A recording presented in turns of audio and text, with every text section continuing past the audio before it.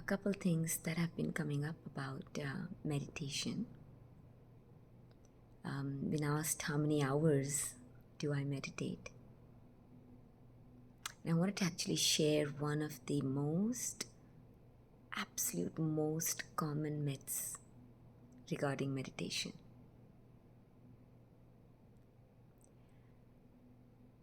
We are meditation. Simply being aware is the name that we call as meditation.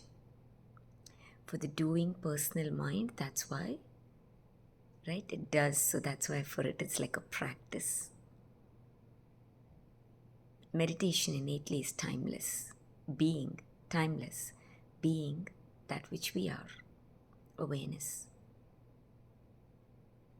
It's not really a practice, and that's why it is probably one of the most transformative and powerful practices. Why? Because it doesn't happen in time.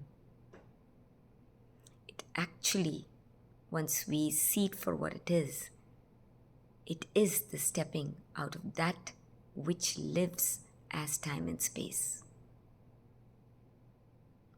So this is where one of the biggest myths is that I'm constantly asked is that, Supriya, my mind runs and I cannot control my thoughts. I cannot sit even for a little bit.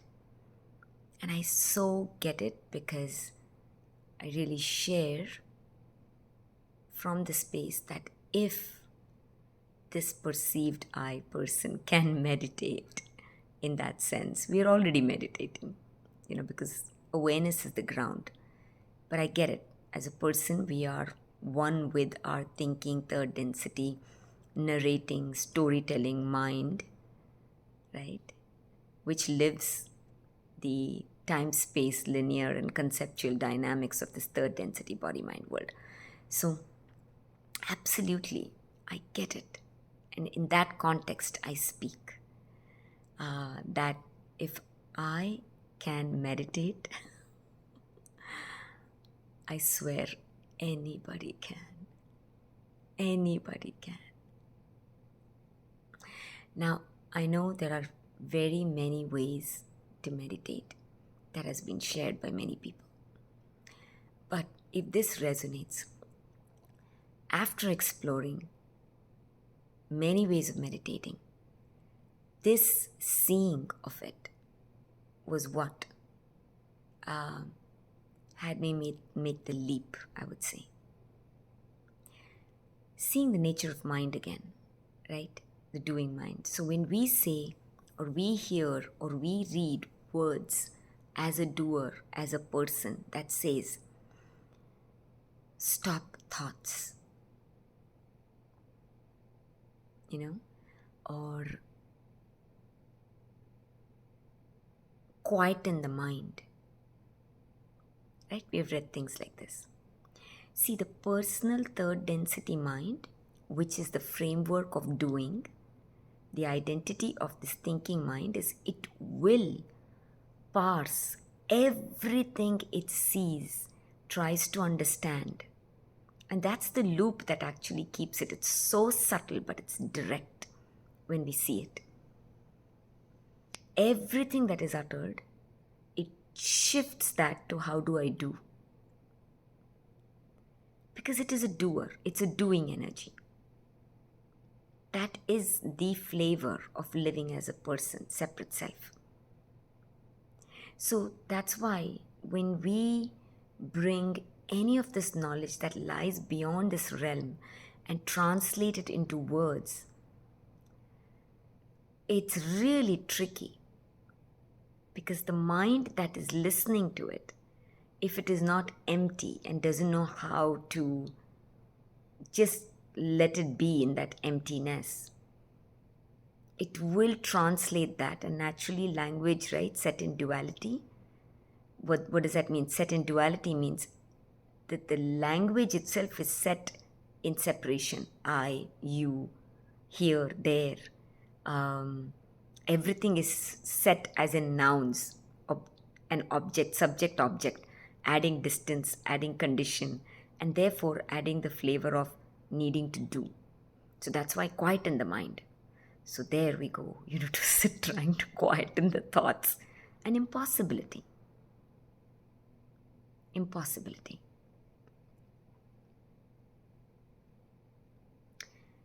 And to stop the thoughts. So it will never happen. That is a frustrating endeavor for the personal mind. Because it's just having our personal mind engaged with another set of doing, trying to stop thoughts. It's about just being and observing, allowing. Thoughts arise, thoughts leave. Thoughts come, thoughts go. Right? And in the beginning, we'll see that we get one with those thoughts. Right? If there's a thought that has some energy to it, either it's triggering or, like I say, it's a delicious thought. Right? So it's so nice to swim in it. That's okay. That's part of the fun. I mean, that's how at least I've always approached it. But, right, eventually when we start sitting in it, the aware aspect that is us, on which all of this dances, starts to find ground. Again, tough to put this in words, but awareness, that level sharpens. Right? So more and more that sharpens, we get to see the thoughts arising, dropping. Right? In that, there is clarity, there is seeing the deeper nature of that which I am, the self, which is the same as the world and reality. And that's the invitation. And this awareness is what is. Because everything dances on top of this awareness, right? Without awareness, there is nothing else. And then where is this awareness always?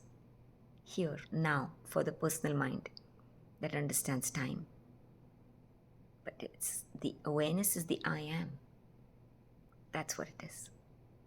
So if another way to say it, it's that's coming up, it's so beautiful. It's like that is what the key reason for all practices is. Because practice is done in time. Right? Every goal of every practice is simply to come to that space of being that which we already are. And as that being space, that aware space starts to deepen, it's a deep, even at the level of body, when we say it's like a deeper sensing, right? Because mind is sensing. So even at the energetic level, it is a sensitive, higher vibratory space. Right? That's the intuition. So many of these energetic practices, this is coming up because this is what is the deeper thing of pranayama. That is why I share, because for me, pranayama is one of those practices. I mean, it's the only practice that I have done. And I really want to share that for me, it has been the leading thing even for meditation, because the goal of pranayama, if you really want to put it that way, is creating that energetic space, that dynamic that lands you into that aware space of meditation. So beautifully done. But there is a particular way and a foundational stance with which we do pranayama, because everything has to do with identity, the way we step in. Otherwise, we could be doing pranayama for years after years and not really proceed in one way, to put it in time. So there is a way. And that is the beauty of it. When that energetic space that is us starts vibrating at a particular frequency, we are meditation. it happens. Meditation happens naturally. That is the beauty of some of these energetic practices. That even in Kundalini yoga, that we really share. That's why for me, of all the yogas, like the Kundalini yoga, the breath and this thing, that's and this is my perspective, right? Everybody's sharing their own expression. Because at every level, yoga meets us where we are. When we are deeply identified at the level of the body, it meets us more where our practices are more at the level of asanas, because the energetic knots at the level of the body are needed so much. But you really see the yogis and the yoginis and the seers and the ones who are living in the Himalayas who are meditating. I mean, they're not doing asanas. They don't need to, because they are functioning at the subtler level. Exactly, they're not primarily identified with the body. They move as a state of consciousness. They move as consciousness. So these practices, that's why Kundalini yoga, the practice of breath, and even beyond that, there are secret practices, one may say, that are being revealed and in the ethers right now that are coming forth. Seeing of these practices. And mind you, each one of us, I want to remind, is already this. We're already this. We were to just say yes and stay open to put it in the words that are set in duality. Everything comes rushing in. It's only oneself. I wanted to share in this for the practice of meditation. This is the power of some of the teachings that come forth from this lineage, because it is creating the space, the energetic, vibrating, powerful space where meditation just happens. And then this level of meditation, because even meditation is not the same, we've heard, right? That there are different levels that the mind awareness is at. That's more accurate rather than saying the mind drops to. Because the mind is not there, right? When we detach, it's the awareness drops to. It's like literally touching upon the sweetest, transparent, clearest nectar. And then many times we're meditating, it's only on the top level, first top level. So we need to do a couple of hours, let's say, or even a half an hour or whatever to touch upon these. But when, and this is the practice of pranayama, if you're really curious about this, you're welcome to join me. I'm very soon going to open it at a larger level as well, but currently I offer it at the Mystery School on Tuesdays and Thursdays in the morning. But it's deeply, deeply connected to, because everything is tantra, mechanism, right? Swatantra. Every level of mechanism that is vibrating, that becomes our level of liberation or freedom that we experience. So as the chakras are open, and there's a certain way that we do this, then we touch upon the depth of awareness. And then even a single sharp touch, sip of that purest rasa, the juice of that which we are, offers us clarity. We don't need to be sitting and meditating for hours. That is the invitation. And I want to share a little bit here for the questions that I get, because of course, every time a question comes forth, there's always so many meaning makings behind it, right? When we delve deeper in our questions. So the question was, how many hours do you meditate? And when we dive deeper, the questions behind that, the beliefs and the assumptions that we hold behind that is, I don't have that many hours like you to meditate. How many hours do you meditate? Maybe it's perhaps easy for you, because for me, I can hardly do it for a minute. So I'm going to share this, hold this in the context that it is offered. I hardly meditate.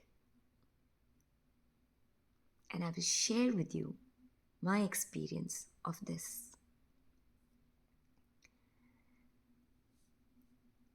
There was a time when the yoga rishis, the mystics, the gurus, the others, and we are now, of course, speaking at the level of time, relative time, linear time. I'm always trying to hold both the contexts, so I'm speaking to the personal mind. And we know this, right? That we have had, the awakened siddhis, yoginis that are there. We are not even aware of them in the common world. We don't even know their names. They are the one holding the presence and the energetic aspect for the world, for the whole world and its goodness. Like I said, the energy that is there when you vibrate at that level, you don't need many. Right? Even one, I've shared this before, they would say, right? Treta Yuga could not come into Dwaparayuga just because of the existence of Krishna being there. That is the power. A handful holding the highest vibratory frequency is enough. So we know that, right? But to put it in this linear framework, a lot of these yogis, yoginis and everything, they had to hold this, state of mind for the collective. And that's why we hear the narratives in the traditions. Hey, you need to meditate for hours. Hey, it's not that easy to awaken. You need to strive, you need to effort. You need to really do this for lifetimes. It's perspective, the way that you see it. We currently, at this point, are at, again I say, the most exciting time in the phase of awakening, because rapid acceleration of awakenings happening. Now, of course, the mind that is living as time, right? And especially this is one of the drawbacks of being, it's all about the awareness of the self. And I want to name this as I say this, so it's clear in the way that it comes through, because it's all about the level of awareness. Because if we are only going by how it is written in tradition is put in time. A lot of these teachings, the words come across from tradition, but they're not the same, because that which is vibrating now in linear time and space wasn't vibrating at that time. So what that was said, what that was written, was for a different time, for a different state of consciousness. At that time, let's say 90% of the collective world was still enjoying amidst the state of Dwaparayuga. There were only a handful who were there, who were holding the highest vibration. So many lives were born, where saints were born, and they moved out of the body, where they still perceived the collective world steeped in the density, the third world, density, body, mind world, identified playing as the personal self. Right? So the narratives for that was like, oh my God, lifetimes will come and go and you need to do that. We are right now at a place where we are so rapidly awakening that a simple yes, simple curiosity is allowing for that. And that is because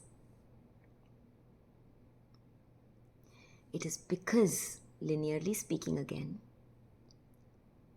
with the deep, deep gratitude to these traditions, to these gurus, to these yogis, the seers, the mystics, the awakened ones who have held it for us so that we find ourselves where we are today.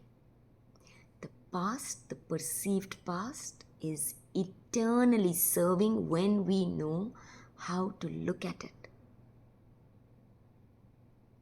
They have held the light, one may say. And because of that momentum, one candle lighting another, right? That today we find ourselves, that the shift has already happened. And that's why a simple question, a simple curiosity, a simple sitting in what one may call meditation for a few minutes is enough for clarity to dawn. What does that mean? Awareness, that which we are, to sharpen. This wasn't available at that time because the Dwaparayuga, the collective, was still dense. The ethers were dense. Now it is not. Right? When the lens is that foggy, then it takes that much effort to see through it. Thanks to these masters who have held this, that today it's so easy to see. So the reason I share this is that's why when I share, I hardly meditate.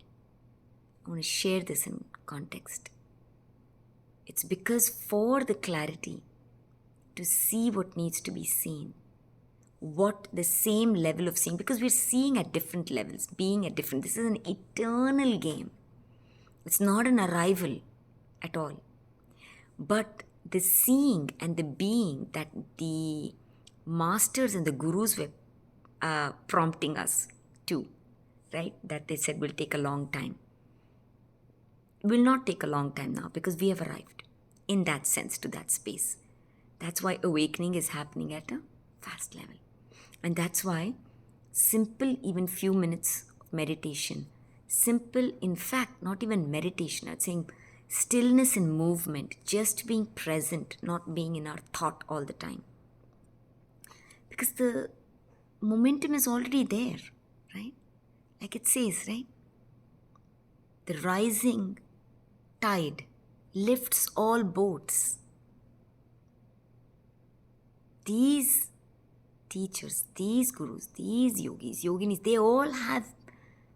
they are the tide. Now the tide rises up, all the boats rise. And that's why now we can really say, guess what? There is no missing this.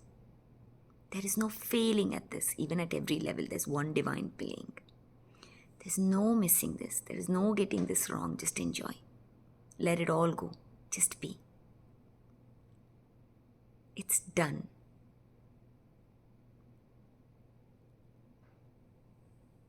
Right? So just being present, allowing, enjoying moment to moment where we find ourselves. We will start sensing deeper in everything because the energies are such. And from this level, if we were to deepen, and that means stay as the meditation that which we are as we move through. Because this is an ever deepening. There is more. There is more to that which we are, that we can bring through. So the eternal invitation is to stand in this spaceless space of I am aware. There's nothing No words can speak about it. No words can define it. And yet it is the simplest thing. But it's the mind that does not understand the simplest thing, which lives in time. To be here now, to be aware. Nothing to do, nowhere to go. Just be. And at the level of becoming, just be that which we are in any moment. Because there's one divine playing, and this is a pure perfection that is not something the thinking mind can fathom. Every state of mind lives its own nature. The known thinking mind, that's why desires to know. As long as we live as the thinking mind, it will desire to know. It's an bottomless pit. Only lived experience can speak for this. But all these words, again, simply pointers inviting the seeking mind. Right? All in context, because there's one divine playing. This is not, there is no, I want to name this as well. There is no, because somebody is asking, do you want to change the world? Is this something that we need to be? There's no need to be.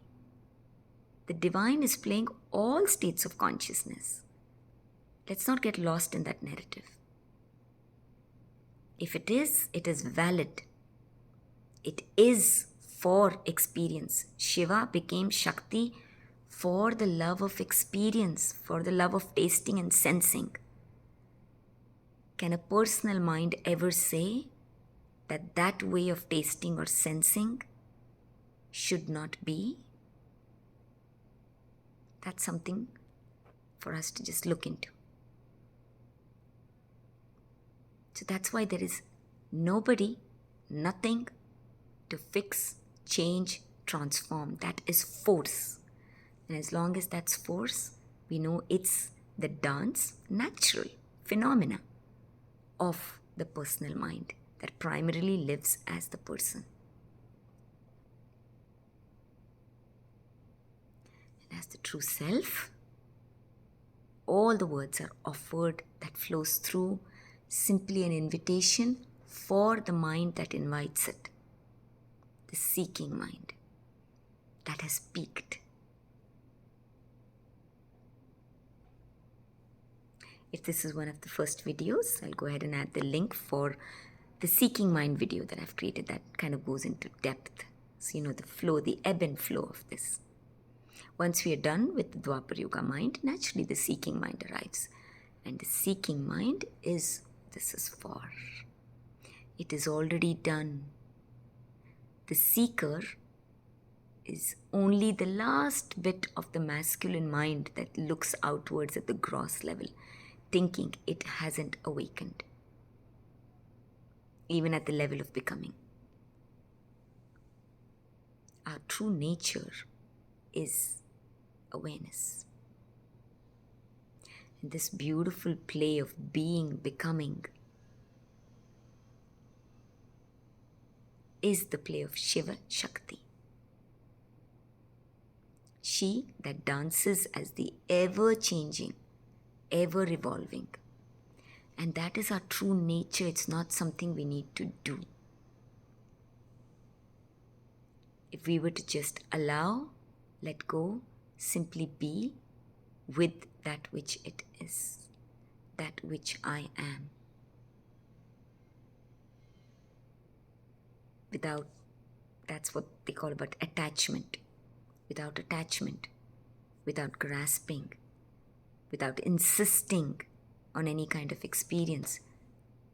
The nature is such, all experiences move through us. All flavors of time and space move through us. That's why Kali reminds, I live as all time, all natures, all space, all conditions. This is simpler than simple. And yes, it's only the thinking mind that lives in thought that complicates. So really, deeply see the belief. If you are identified with the thinking mind, anytime questions come up, see the belief behind it and explore to see, is it true? Whether it is some of the wisest gurus, teachers who have lived. That's why I say this is the pathless path. We are the path, we are the way. The time that we are living in that context has not been lived before. When we are aware, we can take the wisdom that is offered from our traditions, from these teachers, and sift through it, knowing what applies and what doesn't. Is it true, really, that it needs to take lifetimes? Is it true that I need to do certain things? Right? A sense of deservability, sense of worthiness. Is it true that my current experience of being in a body, being with the thinking mind, needs to be negated, denied, wrong before I can transcend? And of course, each mind is sovereign and each mind lives its own journey, right? The mind is connecting dots. No external authority can offer any answers. You get to decide for yourself, the self that you are. You get to play her playgrounds any way that you deem fit. And you already are. That is what the soul is doing. So for the questions that come forth, we are right now, that's why moving through the cosmic gateway of that time. It is the cosmic gateway is not outside us. The self is the cosmic gateway. And the invitation is to close the gap between the perceived inner and the outer. To waking up to that which we are, to becoming the timeless, non-dual self. And if there is no time, there is no space, there is no distance, then there is no becoming, then I am. There is only the self. Self is the reality. So for the personal mind, what I stand as, what I become, as an I am, is what I experience being. Bringing close together the being and becoming, there is no gap. As long as I don't own my own truth as divinity, call it the universe, call it God, goddess, whatever, the gap that I keep between that which I think I am and that which I put outside of me, that is the flavor of time, space, condition I'm going to experience. When I stand as the I am, that which is, all is, that is the self, and therefore that is the timeless reality I live. That is the exciting invitation. So this Dakshinayana sadhana pada, in yoga we say, living cycles. We are moving through Dakshinayana phase right now, where it's a time of practice. So the invitation is to do the one timeless practice. Being, simply being, timeless, thoughtless. Being with what is as it arises. all else when seen from this perspective. Past, future does not exist. Simply a reflection of the I am. Illusion. This is living as the true self, as the true reality, that which we are, which already is. Much, much love. Have a beautiful day.